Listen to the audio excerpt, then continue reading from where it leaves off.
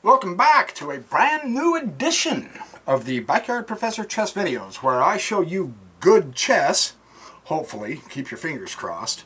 I always want my videos to be instructional, fun, and worth watching. Well, I've got a game that I want to show you that I played. I played my heart out in this game. My computer, I had it up to 1406, and I'm the white pieces, and I played decent.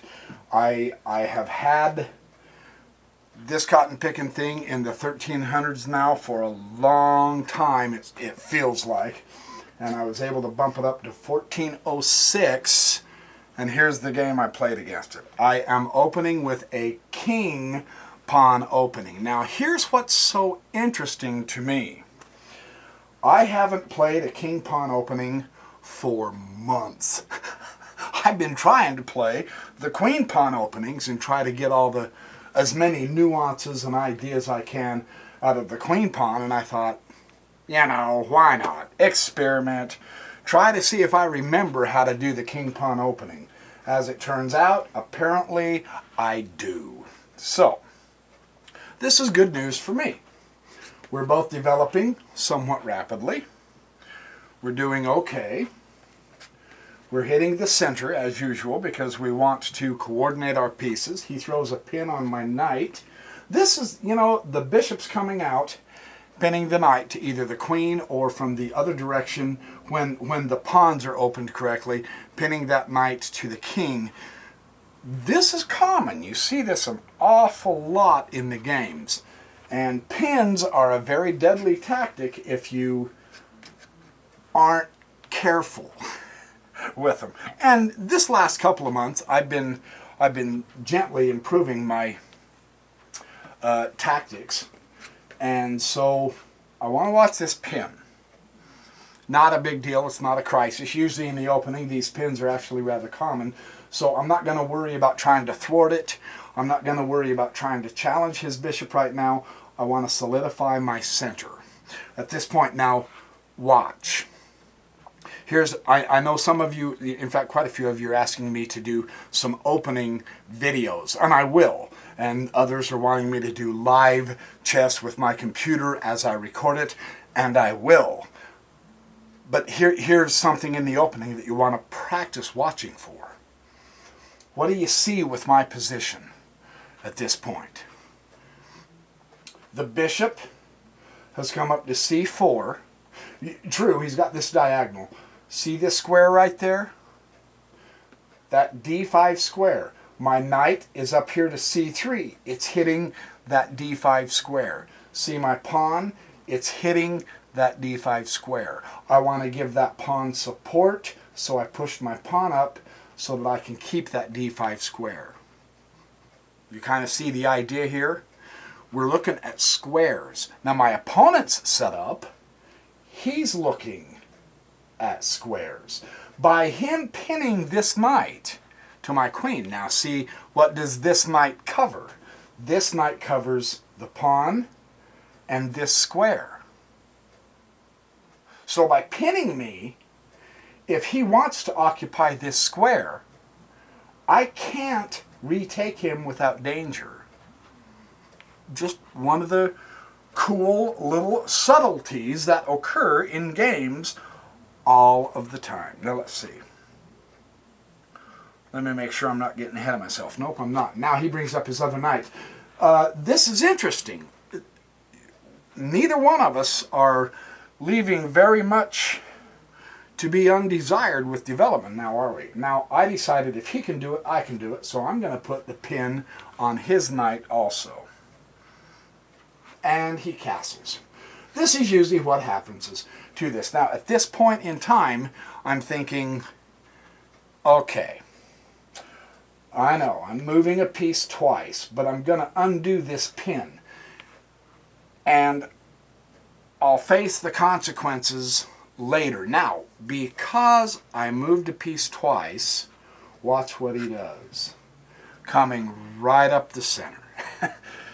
He hits the center. So I exchange.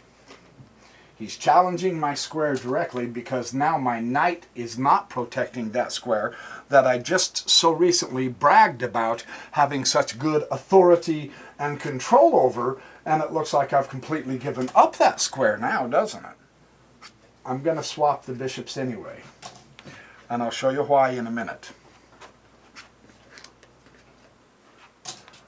I have I'm going to limit his knight. I don't want his knight coming down into here, so I do push the rook pawn. Now he takes the bishop, or I mean the knight. He takes the knight with his bishop, and this forces me to disrupt my kingside pawn structure. I also have a G file that's open with my king sitting on the open G file, but that also can make a beautiful open file for a rook if I play this right. Not only just an open file, but one directly coming to the king, and now he makes use of his outpost here, right smack dab in the center. Now that's a good central knight. That's a pretty good placement so far as I can tell. He might want to come into here. I don't know. There's not a fork here necessarily. I've got this pawn covered anyway. But that's a pretty good... Do I swap and leave him with a pawn? No, I want to cover the G file because I want to show you this setup. The queen comes up. Now, his queen's coming up. So now this is interesting. It's my king side that's disrupted. So it's not going to surprise me at all if he starts coming into my king side and coming over to my king side. Look at this weak f3 pawn. See, that's what that knight's looking at. I've got it covered with only my queen. So that could be kind of a nuisance on a king side attack.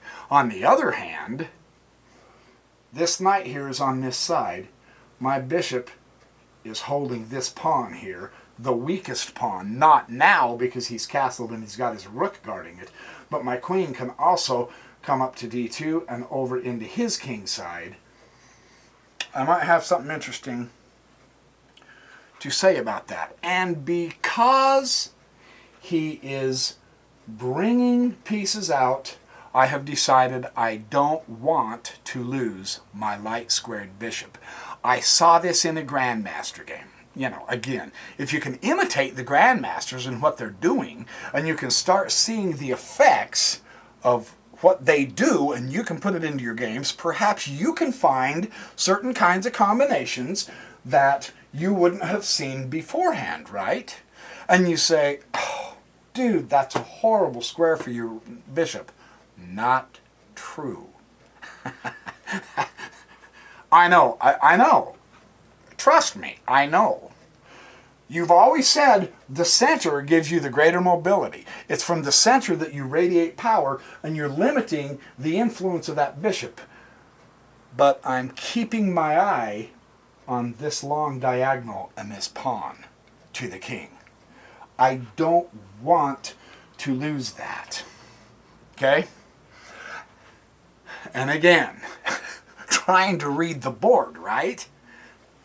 It's pretty open.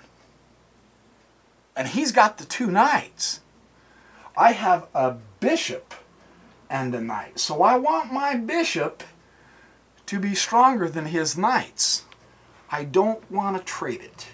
The nature of the board says, aha, bishop might be useful later on.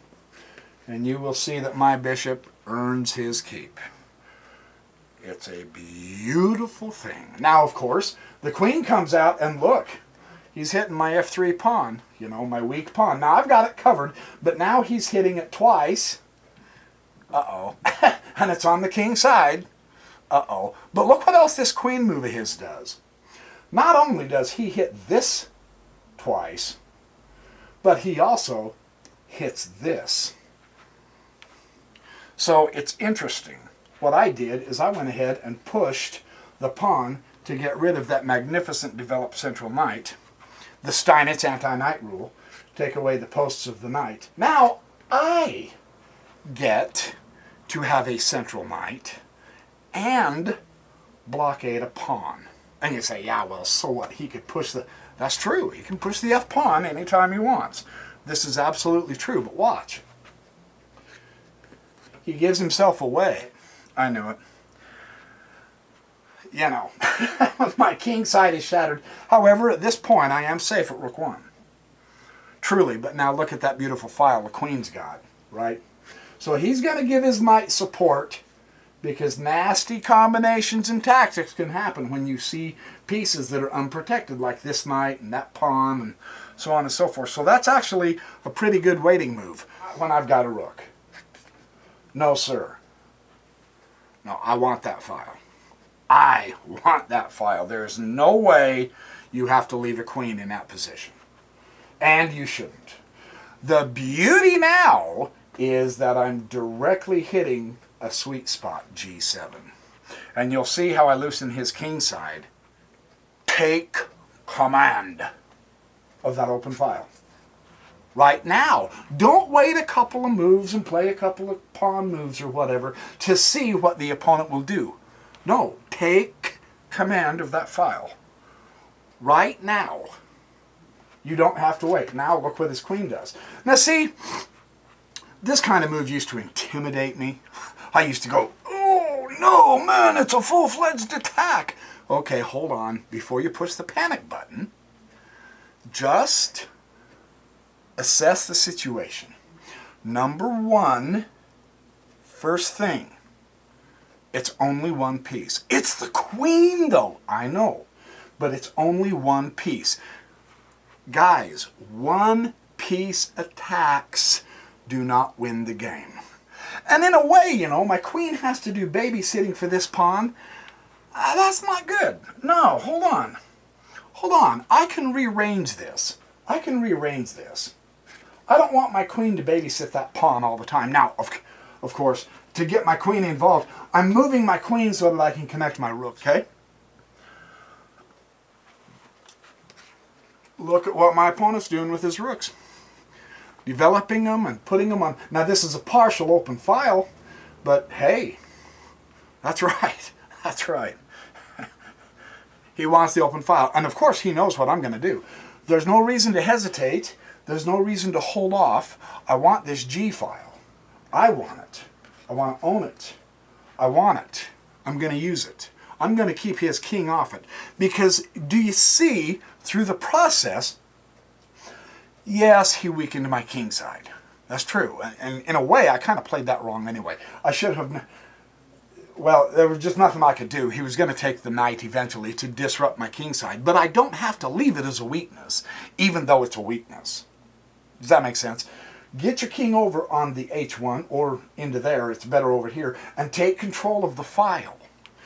I've turned my weakness, no G pawn, into my greatest strength. Right? Here, it forces him... Oops.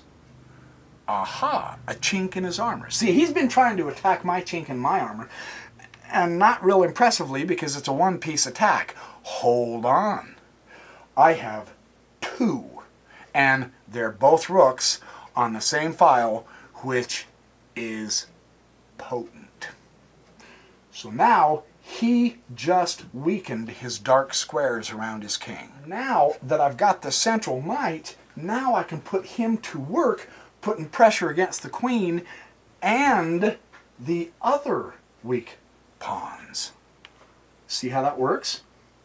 The knight's hitting up into here. His queen zips back right to... Did he go to F? Yes, he did. Because of the nature of me taking my weakness here on my king's side and making up my greatest strength with these two rooks, because of putting my knight on the central outpost and now using it in my coordination, so to speak, of a king side. Compare this. One piece, I've chased her away. A one-piece attack doesn't work.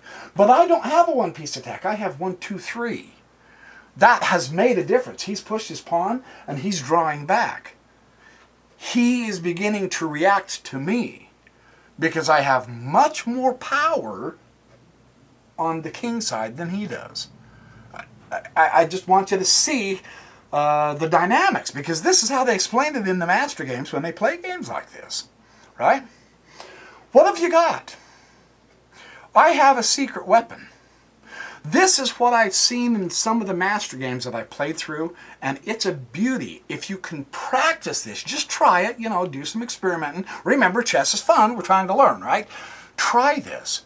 Did you forget about my bishop? Your opponents sometimes will. They will virtually think, oh my gosh, this is the whole thing. This is not the whole thing. I have a very powerful bishop right here. This is what I was setting up for, because this is what I've seen in some of the games I've played through.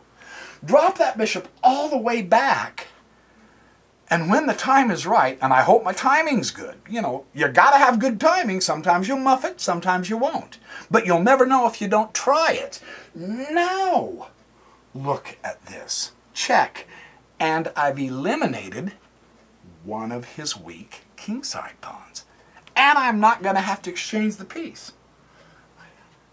Cool. That's fun. I can't help it. That's fun. Now look. My knight is so beautifully situated with the backup of two of the most powerful pieces on the board. When they're lined up together on the same file, they are more powerful than a queen. I'm serious. That's what some of the books say. Now look what I can do. I can harass the queen again. And I put myself in a fantastic attacking position. Can you see this? This is cool. He has to move around his queen. The minor pieces coordinating together are vastly superior to even a queen and a rook. What I have here, what I have always had here, is not just a 3-piece attack. I've had a 4-piece attack all this time. Look at this. Yo-Yo Putz over here is taking a nap. He's playing without a piece. For all intents and purposes, right? Nice.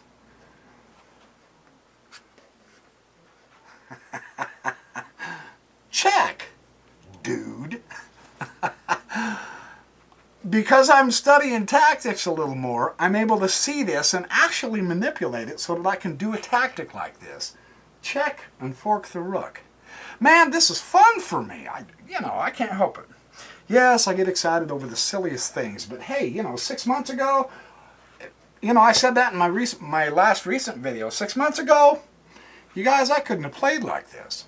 It's paying off to study the master games. It's paying off to read those articles in Chess Life. It's paying off to look through some books and study a little bit. It's starting to work.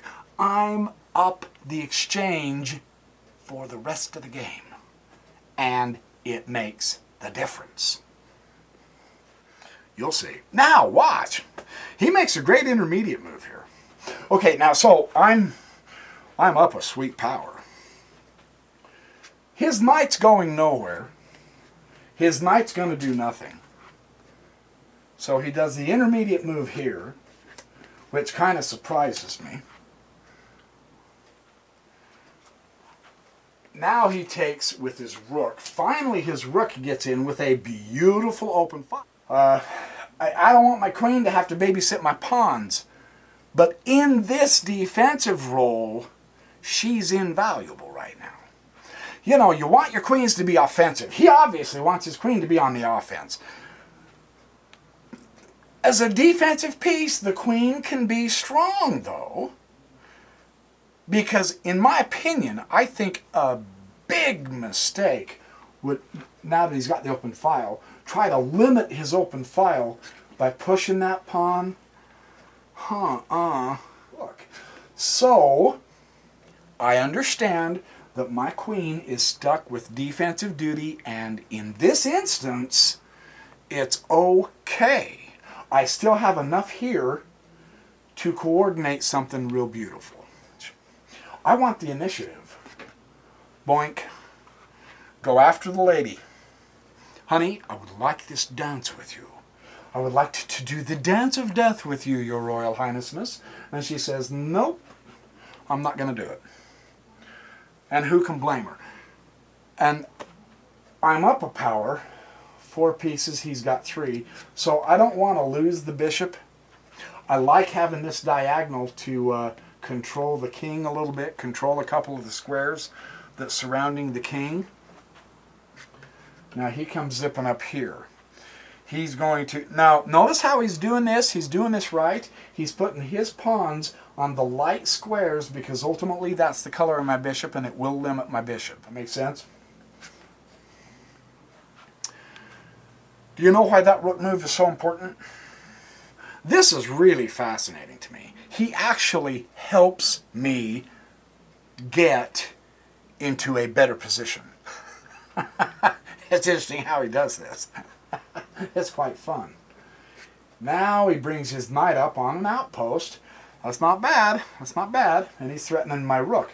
The reason I'm bringing my other rook up is because I absolutely, definitely want to go to h3 with my rook. And now he virtually forces it. You see. I'm trying to prepare. Now he's keeping his side as solid as he can. At this point he's playing waiting moves because he doesn't think I can come through, I don't think. But I know I can. Why? Because I have a very powerful central thrust. What do you see? The queen no longer has to do defense. Why? Because I've chased his queen back and now his knight's up here. Now I can put my queen into offense. But she served a very beautiful defensive function and it's kept my pawns intact. Right? Cool. Really cool. His rook comes over to here to back up his queen. I'm going to... I mean, you know... It's all over here. It's all coming over here. So I need to crack the shell around that king. When you have weaknesses in your position, get rid of them. And I'm able to do that. Very interestingly. Here's one of my weaknesses, my doubled pawns. They haven't especially served much of a function. Now they can. Push the pawn. And you go, how does that help me, dude? Let me show you. I'll show you. He exchanges. And now I exchange. I'm one step closer. I have a beautiful trilogy here. This is some of the best attacking trilogies you can possibly want as a queen and 2 rooks. He doesn't have 2 rooks. He's down the exchange because of my fabulous tactic. Thanks to all you guys who told me, dude, study tactics. Yeah, now see.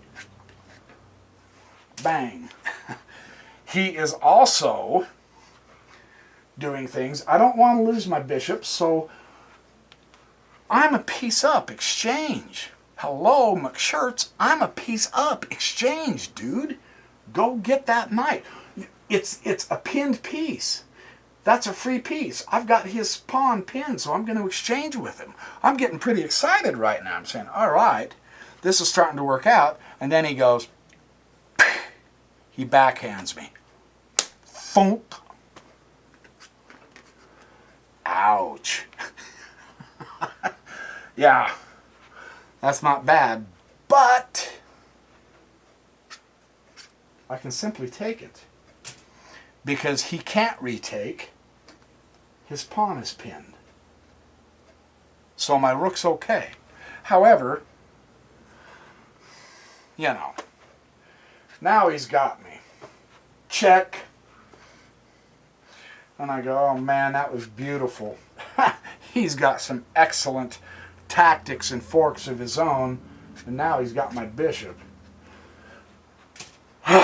that sucks. Now we're even. Okay, now we're even with pieces. I'm up the exchange, and I am in the better position. I have to seriously analyze this, right? That's what all the great teachers will tell you, so I'm going to pass it on. This is what I'm reading in my books. So one move at a time. One move at a time. I need to make room. What am I doing? What am I doing here? Number one, the rooks are not nearly as well strong when they're on the same diagonal as they are when they're together either this way or this way, right? So number one, what that does is it strengthens my rooks. But what I'm looking to do is, this pawn is stubborn. He's keeping me from the king. And this knight on the outpost is really starting to bother me. And now he's brought his rook supporting his knight on the outpost. The king is supporting the pawn, and the stupid queen is protecting the pawn. What do? I've got to get my queen over on the H file somehow, because then I can come up into here with my rook. So I have to get my queen to the H file. That's what I'm trying to do. Right? Okay, so, well, he goes back and grabs the open file. I got weaknesses all over the place here, man. Attack the weaknesses. Besides, it's closer to my king, too. One step at a time, you guys. Just one step at a time. I'm doing it one step at a time. Next, I'm going to come into here. And then I've got it. Right? Right? I'm getting excited, and then he drops his rook right down there. Shazam! Challenging my queen, and I'm going, okay, but I was going to move to h3 anyway, so that move doesn't do a lot. I didn't feel. However, this one does. No, he came down to here, sorry. This one does. Check, and now he's coming after me. What do? Drop straight back. He can't force me into making a certain move. He's going to try, but he can't force me, but I can force him. And from here on out, I take the initiative. Now that I've got my objective, absolutely go check. Absolutely. Yeah. Sacrifice the exchange back. Now this is a hard lesson to learn, but it's crucial. True, I'm ahead of material. I'm ahead of the exchange. But in this clutch moment, I have to give it back. It's more important to open up his king than it is to keep a material advantage. And this takes a judgment. It takes experience and practice to get this. But I judge this right. I judge this right. Give the exchange back. Take out the knight and the pawn. They're the only things keeping me from that king. Now I can get the king. The game's over. I've got him. Now the game's over. Boy, when that hit me like a ton of bricks, it was a lightning bolt. It dawned on me, yep, that was the right move, because now I have lanes to his king, and now I really do have lanes to his king. Check again. I've got him. I've got him. He has to dodge here. I go here. He goes here. I go mate. So, I mean, there's some ideas in this game that I was really happy about. I was excited to share it with you. Here's your exercise. Thanks for watching my videos. It's always a pleasure for me to entertain you, to show you some cool things that I'm learning, to share the knowledge in the Grandmasters. Anyway, thanks for watching my videos. Happy chessercising, happy checkmating, happy joy, happy this, happy that, happy day, happy good night's rest. Just stay happy, because I'm telling you, this is a fun game to be involved in, and we're all fortunate that we can all learn this together, aren't we? Isn't that cool? Thanks, and I will see you in the next video.